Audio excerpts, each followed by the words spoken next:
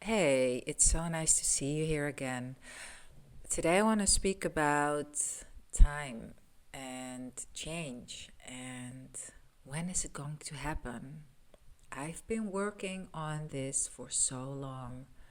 Why am I not seeing any change? We all know this feeling. Maybe you're smack dab in the middle of this feeling. You're definitely familiar with this feeling, and I hope you're not in the middle of it because I know how uncomfortable it can feel. And it's super annoying when people say, yeah, just patience, patience.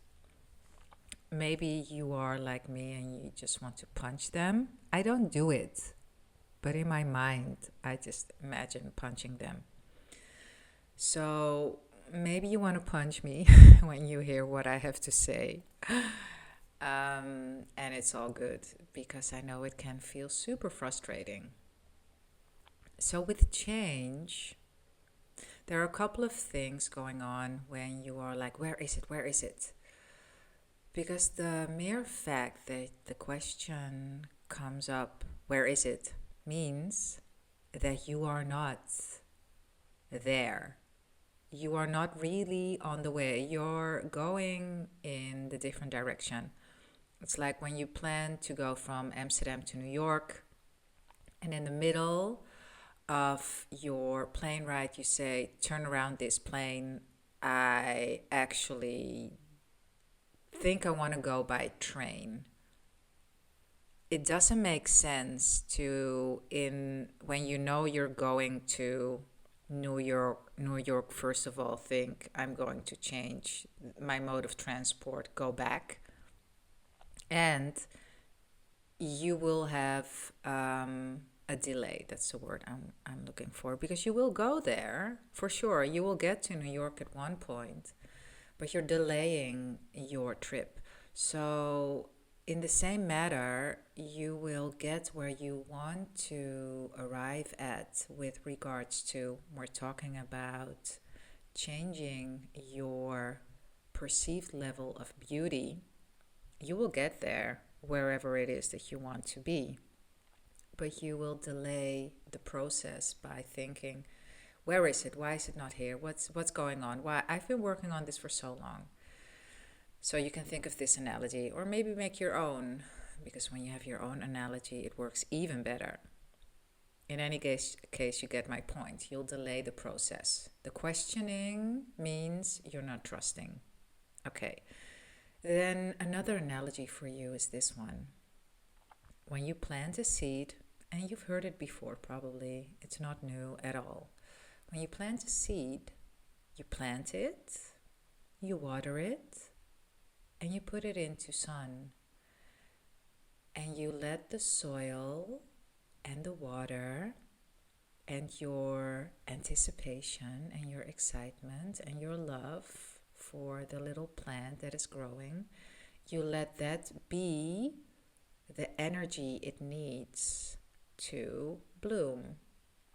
You're not going to force, well, you cannot even, I mean, you can tell me how you force that process. But if you're going to give it too much water, it's not going to work. If you're not going to give it, if you're not giving it enough water, it's not going to work. And it's about this delicate, it's a delicate dance with creation. It's a co-creation, right? Because you plant the seed. The seed isn't planted by some magical unseen hand. You are planting the seed. And then you are watering.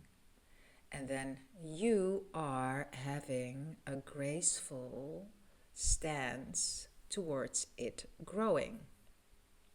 And it's the same with your change. The change that you are looking for embodying, well, actually, probably you're looking for the physical evidence of it. And it starts with embodying the energy. Because when you embody the energy, and you really feel it, you really feel that energetic shift happening, and you do it more often. You don't do it once every 5 weeks.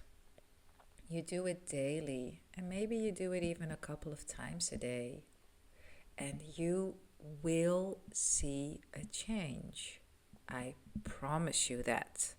You might think, yeah, but dude, this is about how big my ears are, and I'm not going to see how my ears are going to get smaller. But I'm willing to try, but I actually don't really believe it, because how can my ears get smaller? And all of this questioning, right? Well, first of all, if you don't believe something will work, then why are you doing it? Just suspend all disbelief and make it a nice game. And secondly, you might not want to hear this, but the you that you're looking to become knows that this is the truth. And the you that is listening to this has to just take a backseat for a moment and let the you, the bigger you, your higher self you, and your inner self you, let them receive this information, because they know the truth of this. You will have a completely different relationship to the size of your ears, or whatever body part for that matter, when you start to shift your energy. Your perception might change. They might actually change size. You might all of a sudden think, holy shit, these ears are the most beautiful ears that I have ever seen. You will have people compliment on your ears. So there is this football player. He's actually, is it also called, I think it's called a goalie, like a keeper. Keeper is the Dutch term. Edwin or Erwin van der Sar is his name. I don't know if he's still in the game. I'm not into football at all, soccer actually. I've met him a couple of times because I used to work, I used to work somewhere where he would often be. And I thought he was the most attractive man that I've ever seen. And they call him Floppy. They called him Floppy van der Sar because he has humongous ears. And he also has a pretty big nose. And I thought he was the most attractive thing since sliced bread. Like, holy crap. What a hottie.